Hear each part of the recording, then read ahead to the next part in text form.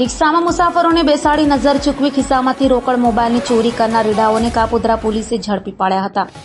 Kapodra police મથકનો staff પેટ્રોલિંગમાં હતો ત્યારે બાતમીના આધારે કાપોદ્રા પોલીસે રિક્ષામાં મુસાફરોને બેસાડી નજર ચૂકવી તેઓના ખિસ્સામાંથી રોકડા રૂપિયા કે મોબાઈલની ચોરી કરનાર રીઢા ચોરો અઝરુદ્દીન ઉર્ફે અઝહર શેખ, ફારૂક સૈયદ અને સોહેલ ઉર્ફે મન પઠાણને ઝડપી પાડ્યા હતા.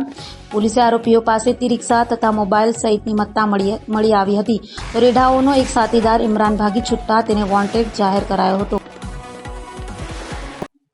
કાપોદ્રા પોલીસ સ્ટેશનમાં છેલ્લા 3-4 દિવસથી એવી ફરિયાદ આવેલી હતી કે રિક્ષાની એક ટોળકી એક્ટિવ થઈ છે અને જે રેલવે સ્ટેશન અથવા બીજા સ્ટેશન ઉપરથી બસમાંથી જે બહારથી આવતા માણસો ઉતરે છે તેને રિક્ષામાં બેસાડી અને એના ખીચામાંથી પાકીટ અને રોકડ રકમ તથા મોબાઈલ આવી બધી ચોરી કરે છે. જેના અનુસંધાને કાપોદ્રા પોલીસ સ્ટેશને 2 દિવસ પહેલા 2 ગુના દાખલ થયેલા જેની તપાસ દરમિયાન એક રિક્ષાની ટોળકી કાપોદ્રા પોલીસ સ્ટેશન દ્વારા પકડવામાં આવી છે અને આ બંને ગુના ડિટેક્ટ કરવામાં આવેલા છે અને સાથોસાથ સુરત શહેરના જુદા જુદા 5 પોલીસ સ્ટેશનના કુલ 5 ગુનાઓ આ ટોળકી દ્વારા છેલ્લા અઠવાડિયામાં અંજામ આપવામાં આવેલો. જુદા જુદા સિનિયર સિટીઝનોના પૈસા ચોરીના ગુનાઓ કાપોદ્રા પોલીસ સ્ટેશન દ્વારા ડિટેક્ટ કરવામાં આવેલા છે.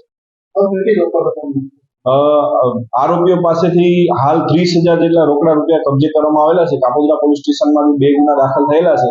એમાં 16,000 રૂપિયાનો મુદ્દામાલ અને એક મોબાઈલ રિકવર કરવામાં આવેલો છે. બાકી અન્ય પોલીસ સ્ટેશનના રૂપિયા રિકવર કરવામાં આવેલા છે અને આરોપીઓની એવું છે આરોપીઓ ભેસ્તાણ આવાસમાં રહે છે અને અગાઉ પણ આવી નાની મોટી ચોરીમાં 8 થી 10 વાર પકડાયેલા છે આરોપી અને આ આરોપી પૈકી એક આરોપીને વોન્ટેડ પણ જાહેર કરેલો છે જેની પણ તપાસ ચાલુ છે, શોધખોળ ચાલુ છે.